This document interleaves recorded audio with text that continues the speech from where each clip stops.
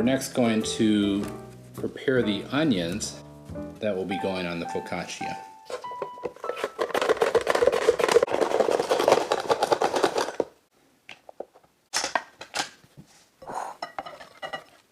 So I've got the skillet warming up at medium-high heat. I'm going to add about a tablespoon of olive oil, and we're going to put the onions in. And to that, we're going to add, I've got about a teaspoon of dried basil, half a teaspoon of salt, and quarter teaspoon of fresh ground pepper.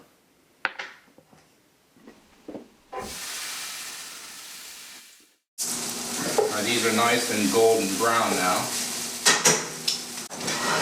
We're going to let these onions cool down now and then put them in the refrigerator until tomorrow. Alright, we're going to do the last stretch, but this time we're going to let the dough sit for an hour.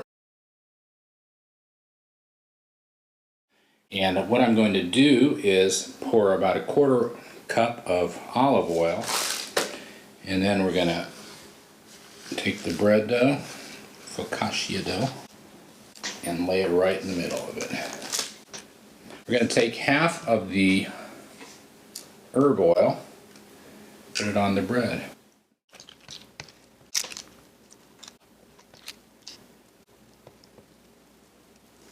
And we'll cover this with plastic, put it in the refrigerator until tomorrow. We have one more task, and that's the yogurt. I checked it a little while ago and it's looking really good. So I've taken my tammy, this fine sieve, and I'll put cheesecloth in it. And I'll pour the yogurt over the top and put it in the fridge, and just let it drain for about 4 hours. And that does it for the advanced preparations. I think this is going to be good. It's Saturday morning, the day of the dinner party, and we're going to start off by browning some pistachios.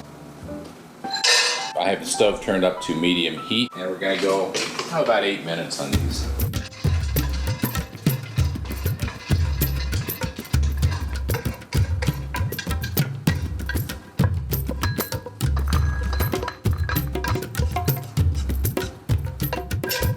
Now I'm going to boil the corn for the salad. About 3 minutes.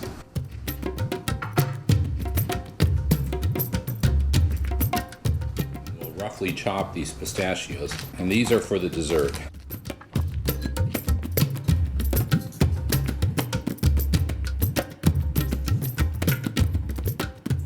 Let's make the salad dressing now. Olive oil, champagne vinegar, Dijon mustard. And if you need the exact measurements, check out the website, and some salt and pepper. We're now going to have cherry tomatoes, 2 2/3 cups.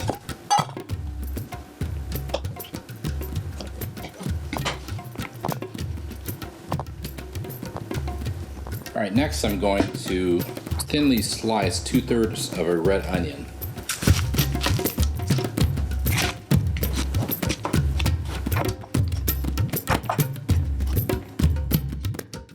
Some more basil from the garden box.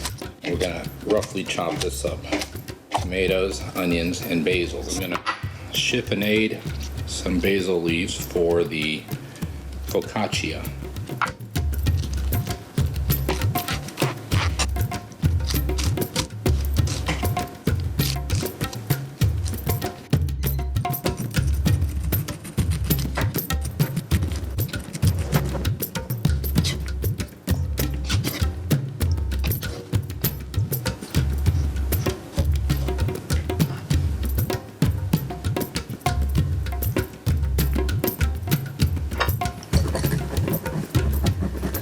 Alright, it's kind of the moment of truth for the spinach roll.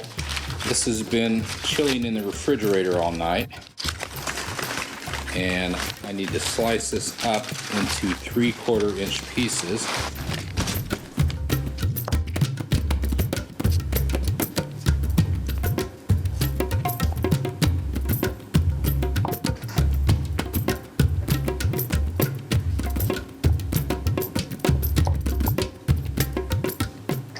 All right, these are going to go back into the refrigerator.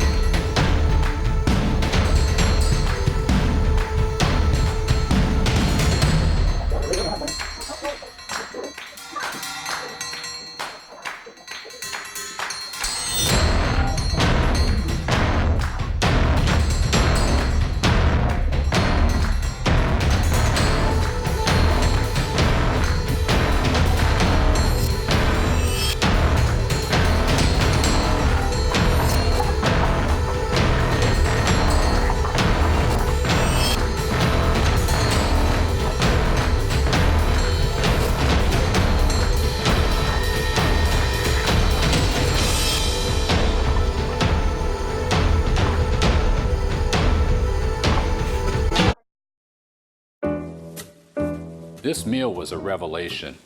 The absence of a meat entree shifted our focus to the rich flavors and textures of the vegetables and grains. Gibson cocktails in frosted martini glasses warmed up the group nicely. Delicious on their own, with the gin, dry vermouth, and pickled cocktail onions, they married well with the focaccia. That focaccia is meant to be savored, with an herbal flavor that transports one to old world Italy. And its layering of diverse textures must be experienced to truly appreciate, from the crackling fennel pressed into the moist surfaces, to the chewy center, to the crunchy crust. Our focaccia played well with the fresh corn and avocado salad. Simple to make, this salad was as colorful as it was tasty. The entree, spinach roll, gave us the savory umami taste and texture I feared a meatless dish could not provide. It was chewy, substantial, and brimming with flavor. And the sage sautéed in garlic butter was a master stroke. The morel mushrooms were Marilyn's favorite dish. Just about any mushroom browned in butter with shallots is fabulous, but these earthy morsels had a particularly appealing nuttiness and meaty texture, and they look otherworldly. But the roasted carrots and lentils were my personal favorite of the evening. The many exotic scents wafting from this dish as it cooks can make one salivate, like Pavlov's pooches. From cinnamon to cumin to coriander to sautéed onions to tarragon and cilantro, the kaleidoscope of flavors in this recipe was stunning. And swirling that tart homemade yogurt and sun-sweetened dates around the palate added a whole nother dimension to this. The dinner was so filling, I don't think I could have eaten a heavy dessert, but the apricot dish was just right. The juxtaposition of sweet, tart apricots and crunchy toasted pistachios mightily pleased the taste buds. And that tangy yogurt drizzled with sweet clover honey was a velvety delight to the tongue. And the yogis did right by me with a trio of superb bourbons. We threw down half a bottle after dinner. I'm not surprised that a spirited round of karaoke broke out. What a great dinner party. Until next time, good night.